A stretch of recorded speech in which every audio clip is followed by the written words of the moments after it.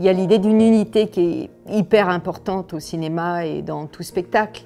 On regarde ensemble, on apprend ensemble, on découvre ensemble, on ouvre nos cœurs, notre esprit, notre corps ensemble. Il y a quelque chose qui est unique et qui est vraiment spécial au cinéma ou au théâtre. J'ai découvert le scénario de Paradise Highway quand j'étais sur l'autoroute aux États-Unis en train d'aller dans le Grand Canyon. C'était mes vacances après quelques années de films et de travail intense, et j'ai trouvé que c'était maintenant ou jamais parce que ce genre de rôle-là, j'ai jamais croisé un rôle pareil et une histoire pareille dans ma vie d'actrice. Donc ça m'a donné envie, et puis après quand j'ai rencontré la metteur en scène Anna Gutto, je l'ai aimée parce que d'abord il y avait une fragilité chez elle que j'ai appréciée, d'abord parce qu'on l'avait un petit peu envoyée sur les roses pour faire le film, parce qu'on dit une femme avec un thriller, il vaut mieux pas, un homme sera beaucoup mieux pour la circonstance. Et en fait, elle avait vraiment envie de filmer cette histoire-là, d'abord parce qu'elle s'était vraiment renseignée, pris beaucoup de temps avec les chauffeurs femmes. Donc cet ensemble m'a donné envie. C'était pas seulement le scénario, c'était la rencontre avec Anna et le sujet évidemment.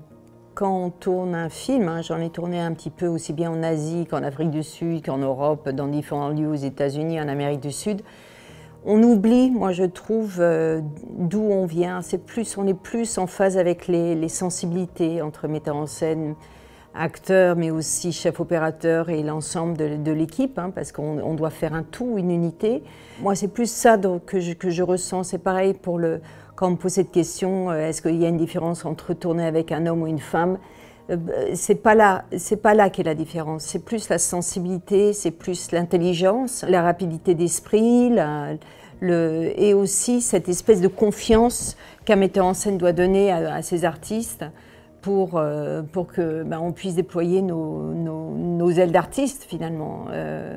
S'il n'y a pas cette confiance, c'est difficile de donner le meilleur de soi. Quand je reviens en Suisse, c'est d'abord l'air, les montagnes, le bon fromage et puis la gentillesse et le côté plus calme des Suisses, parce que quand on vit dans des villes, on est souvent un peu malmené par cette vie rapide et de dingue, il faut quand même le dire. Il y a une accalmie qui se trouve dans ces petits villages suisses qui est quand même très agréable et dont on a besoin. Je souhaite au Festival de Locarno un très et énorme joyeux anniversaire.